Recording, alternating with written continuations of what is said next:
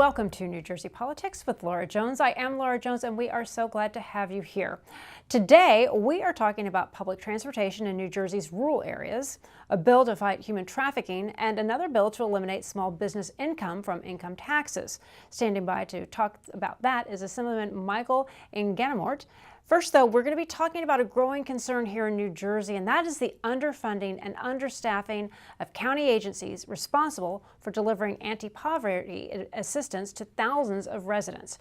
Joining us is Joanne McWilliams, president of the CWA Local 1087. Joanne, thank you so much for being here. It's good to see you. Thank you for having me, Laura. Joanne, let's start by talking about the basics. What do county welfare boards do, and what is the main issue they're facing right now? So we are tasked to accept applications and to process applications for vital services to residents of New Jersey.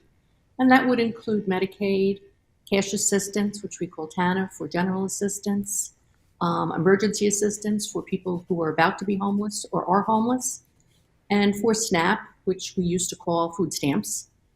Here in New Jersey, over 850,000 people receive food stamps. And that's a tremendous task for us to try to process. Yeah. So what exactly is happening right now? You're undergoing a staffing crisis, so can you tell me a little bit about what that looks like and what it means for your staff and for people in our communities? Well, caseloads have gone up about 20% in the past few years, but our staffing has been decreasing. And really what that means for people is that there aren't enough staff members to process the applications we have in a timely manner. People who are experiencing emergencies, they have to wait. How long are they having? That's yeah. Do you care to share any stories about what you're hearing, what you're seeing? Well, sure. Let's look at Medicaid. Let's assume, Laura, that you or I have an aging parent. They're not well. They haven't been well for a little while. They've been staying at home. We've been using their money to help them get some help at home. But we've really come to the point where it's not safe anymore for them to be at home. And they really do not have the resources to try to get into a nursing home. They've worked in this state their whole life. They've saved whatever they could, but the money is running out. So we go up to a social service agency or go online and make an application for adult Medicaid. And the adult Medicaid is a very complicated application. They're going to look back 5 years to see where you've spent your money, how you've spent your money. It's not an easy thing to file, and it's not an easy application for us to process. Yeah. So go ahead. Let's say there are 900 pending applications at a social service office right now for adult Medicaid. And let's say there are 11 workers that are able to process those applications. These applications are going to sit on the shelf for 6 or 8 or 9 months. Unfortunately, while our parent is not able to stay at home and we don't have the resources to send them someplace. I can't quit my job. This becomes a crisis. This becomes a crisis for the whole family, waiting for this processing. So, that's an example I could give you.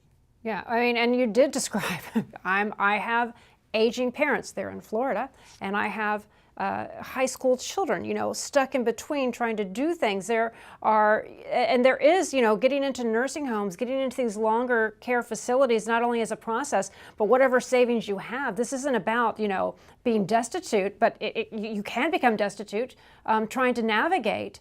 I guess what I'm trying to say is you save and save and save all of your life, and you can't necessarily prepare for the extraordinary expense of long-term care, of having in-home help care. So can you talk a little bit more about, what the number of people that you are trying to help and the real issues out there?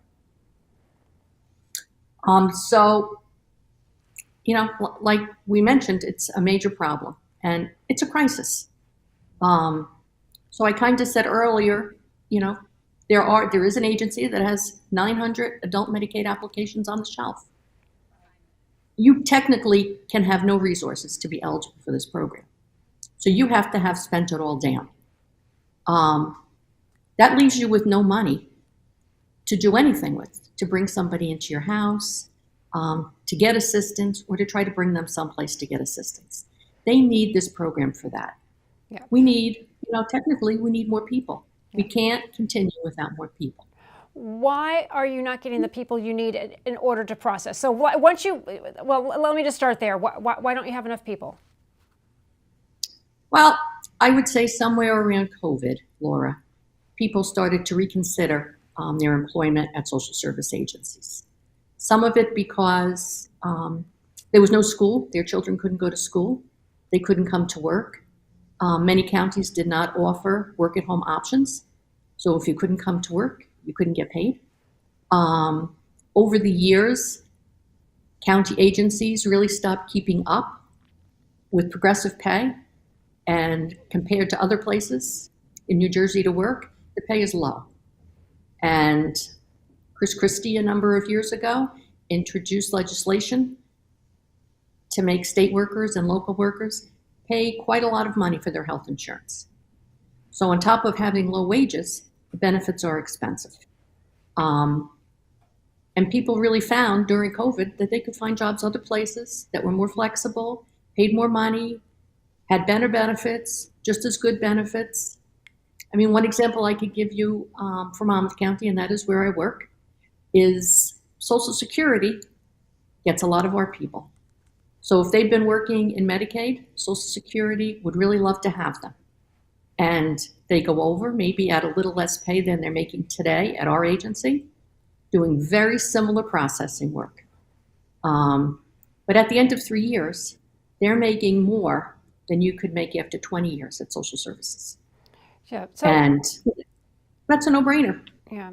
So what does it mean for the people who are having to wait all of this time? You're short-staffed, you don't have the resources you need. Once you finally make it through the paperwork and make it, do people have what they need, or is that a crisis as well? As far as what? As far as resources, are there enough spaces for people? Are there resources? Once you find, people are waiting months and months. First of all, what are they doing in these months and months? And then once they finally make it through all the paperwork, are they actually getting the help that they need? Right. So there'd be two different categories, right? The first category would be somebody who's at home, who needs to be placed in a nursing home, has run out of money. They're going to be on the goodwill of their family. If they have family. If they do have family. If they have family. A lot of people don't. Right. Am I going to be willing to take money out of my 401k to try to bridge the gap for my mom to go to the nursing home? Now, what I will tell you is once the application is processed, I will not be reimbursed. Oh, it doesn't go retroactive. It would go retroactive if I made an application and I was already living in a nursing home and I had been self-paying all along, and I make an application. In that case, it would go retroactive. Okay. But if I have somebody who's willing to put money up for me, no, it would not go retroactive. Okay. And quite unfortunately, people do pass away while they're waiting for their applications to be processed. It's very sad. It's very stressful. It's very stressful on the workers because we care about the clients. We want them to get the benefits. But when you're looking at 900 applications on a shelf, every single one of them is urgent. Who have you gone to for help, and what type of reaction are you getting? Are you getting help? I mean, you say go to the government for help. I mean, it is.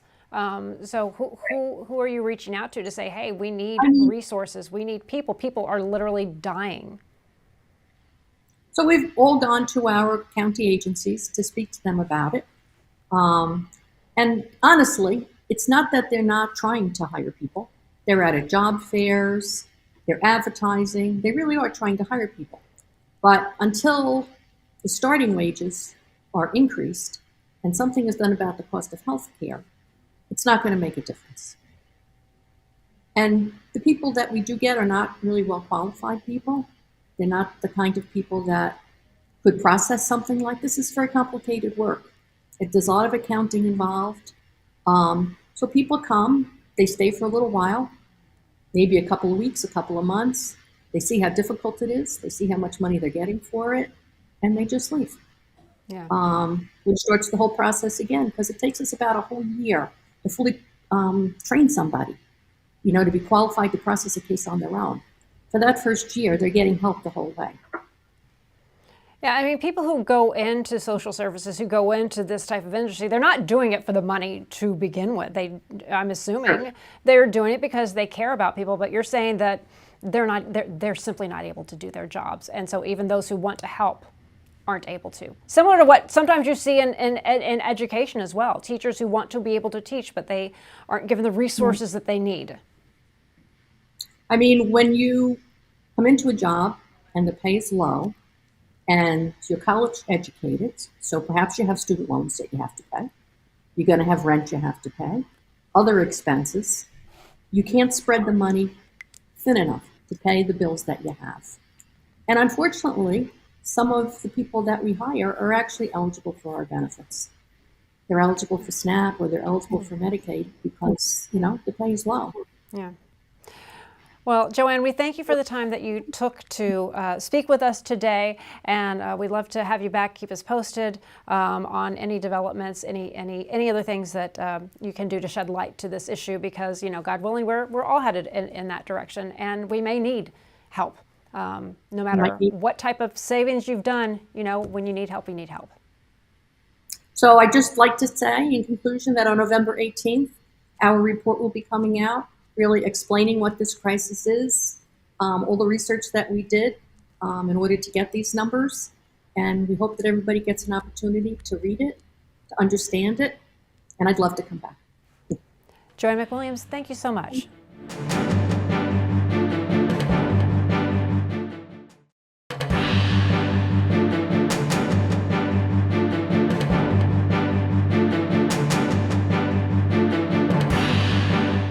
Today we're discussing small business taxes, doing business with Iran, and rural transportation in New Jersey, among other topics. Joining us to discuss is Assemblyman Michael Inganamort. Assemblyman, good to see you. Thank you, Laura. Great to be on.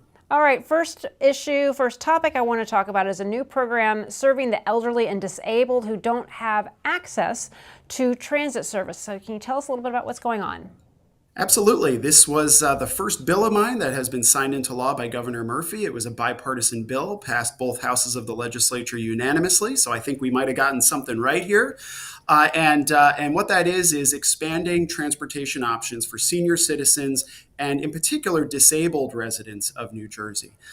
Folks in my part of the state, the northwest corner, and really any suburban to rural section of New Jersey is, in my view, underserved by New Jersey's public transportation system, despite paying into it through our state income taxes, through the gas tax, through the corporate business tax, the highest in the nation corporate business tax.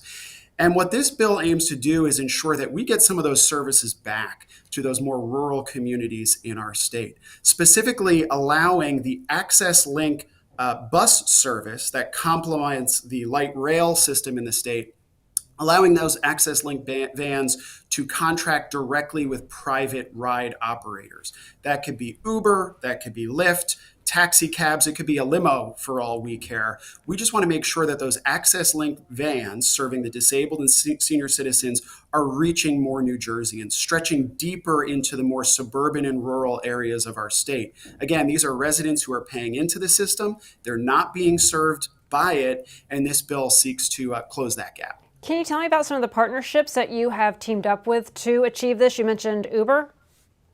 Absolutely. It can be any private entity that provides rides for individuals. Uber, Lyft, taxi cabs. I joke about the limousines, but if that's what folks want to take from A to B, that's perfectly okay. It needs to fit within a budget. It needs to fit within the routes currently served by those Access Link vans.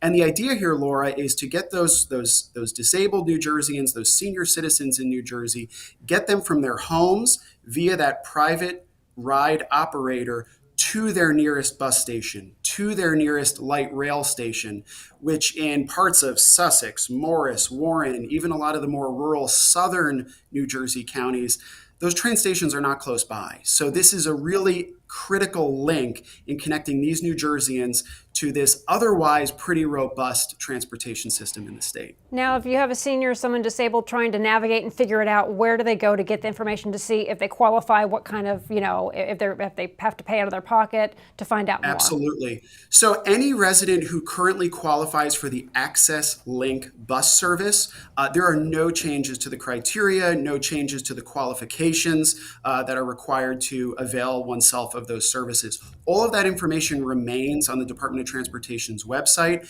We have actually, at our legislative office, talked with several individual residents and constituents who have been looking forward to using the service. Haven't used it yet, but very much looking forward to doing so. So the bottom line is, if you've used an Access Link van before or wanted to use an Access Link van because you qualify but just didn't have one in your neighborhood, now that service is going to be available to you. Okay, that's good stuff, because as our population ages, trying to get from point A to point B, it can be very, very challenging, especially if you don't have family and friends nearby. So good Absolutely. stuff. Yeah.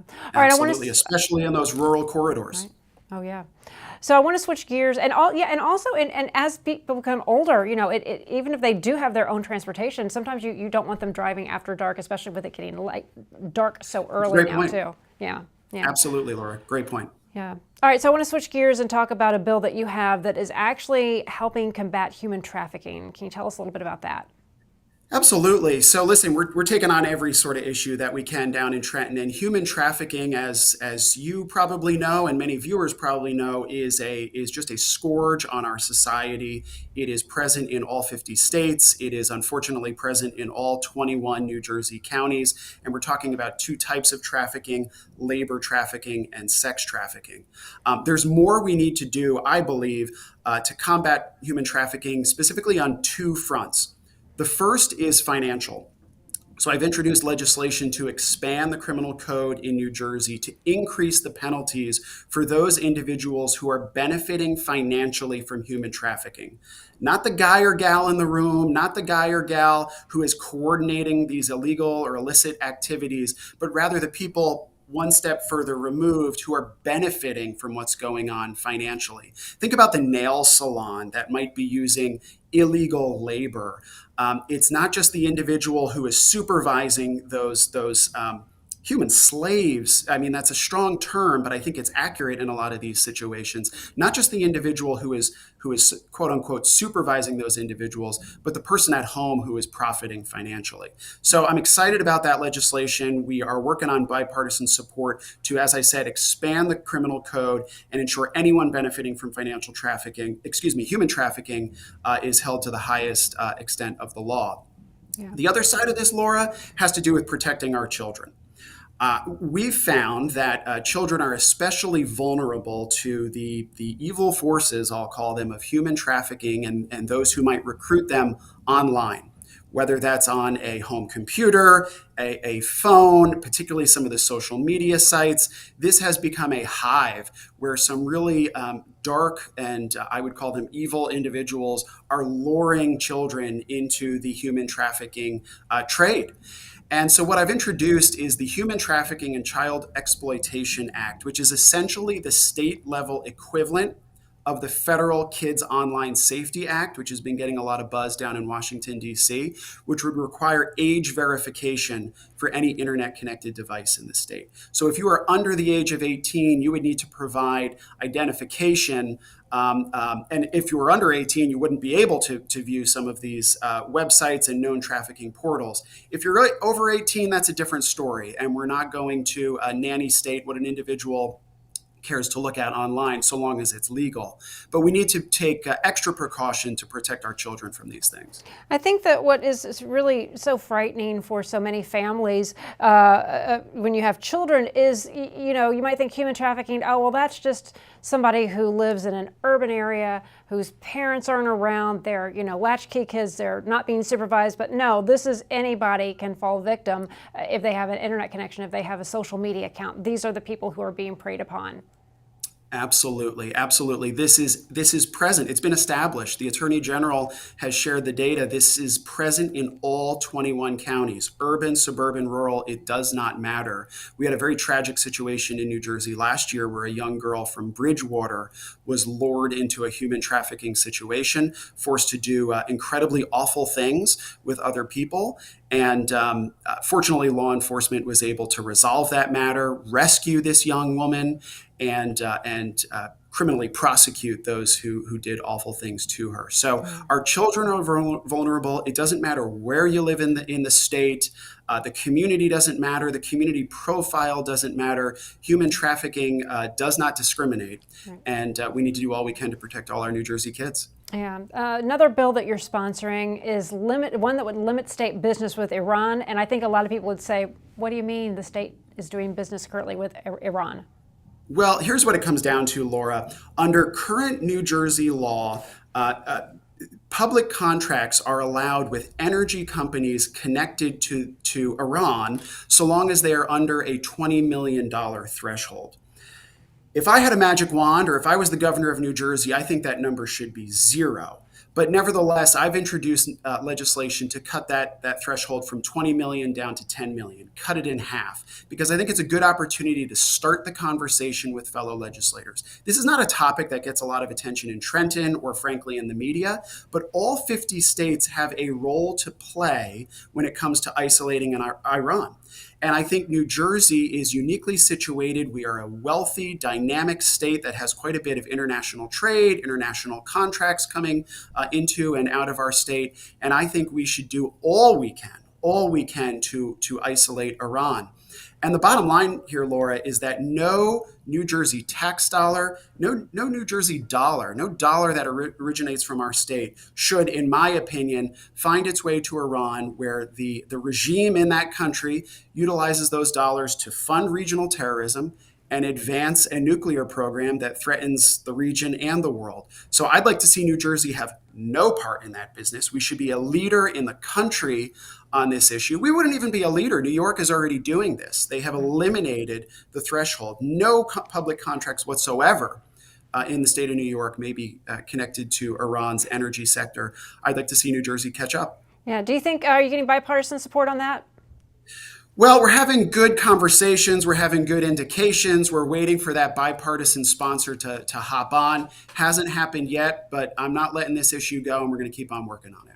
One final topic I want to get to, and that is your bill A4629. That would exclude small business income from income tax. So can you tell us a little bit about what's behind the bill and how it can help small businesses in New Jersey? Absolutely. Well, Laura, a lot of this comes out of our experience during the COVID pandemic and the lockdowns during that pandemic, which not only hurt businesses in those years, but we're still feeling the effects today in a lot of ways. And I think that New Jersey's small businesses need a boost. And it's not just the individual businesses, but it's our small downtowns where these businesses tend to be located. And I think, once again, this needs to be an all of government approach, a bipartisan approach. The governor, the legislature, and local partners doing all we can to stimulate small business and to stimulate our small downtowns. These are the lifeblood of our communities. And I think exempting the first $50,000 of small business income in the state of New Jersey, which is what my bill would do, would be such a boost to the small businesses and the downtowns across New Jersey. Yeah. We're up against a lot of difficult forces in our economy. We're coming off of the COVID lockdowns. We're still struggling with record-breaking inflation, and we also have just tremendous changes in our consumer behavior. We're all guilty of this to a certain extent, where it's a whole heck of a lot easier to buy something on Amazon and get it delivered the next day or 2 days than it is to go downtown and support a local small business. I try to do that as much as I can, but Amazon sure is convenient. I think one way we can try to change that consumer behavior, or at least support the small businesses that are trying to make ends meet, is to make that first $50,000 of small business income tax-free. I think it would be a great jolt to our downtowns in New Jersey. Yeah, I mean, small businesses are the backbone of the economy. Are you getting help from places like New Jersey Business and Industry Association? How is this being met so far in the legislature? Absolutely. And also with small businesses? Yep, we're talking to the NJBIA, we're talking to the Chamber, we're talking to the National Federation of Independent Businesses. We're getting a great response from folks at the organizational level, but we're also just talking to small business owners in the downtowns I represent, from Chester Borough to Branchville to Andover, you name it. The small business owners that I talk to would very much welcome some tax relief generally, and in this case, targeted at small business income. It would really, I think that the return on such a modest, income tax relief would really be felt in a positive way in our downtowns. Well, Assemblyman, you've certainly been busy in Trenton. First time you've been on the show, and we'd love to have you back on to talk more about some of these and other issues that you're working on. You're very, very busy in Trenton. So we thank you for taking the time to talk to us. I appreciate it, Laura. Look forward to joining you again soon. Absolutely. We appreciate your time. And that's going to do it for today. I'm Laura Jones. Thanks so much for watching New Jersey Politics. We look forward to seeing you back here next time.